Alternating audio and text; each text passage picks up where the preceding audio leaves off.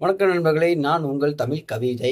இன்னைக்கு நம்ம பார்க்க போற டாபிக் ரொம்ப ரொம்ப ஸ்பெஷலுங்க. எப்படிங்களா, ஓன் சைடு லவ்வுங்க.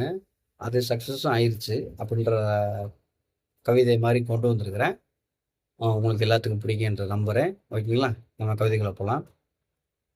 உன் கண்கள் உன் நயனம் 1000 மொழிகளை பேச வல்லது. ஆனால் என் காதல் மொழியை பேசவில்லையே.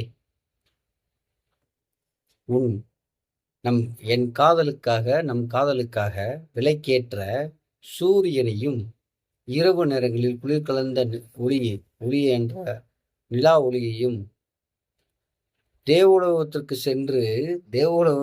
சென்று வரம் பெற்று வந்தேன்.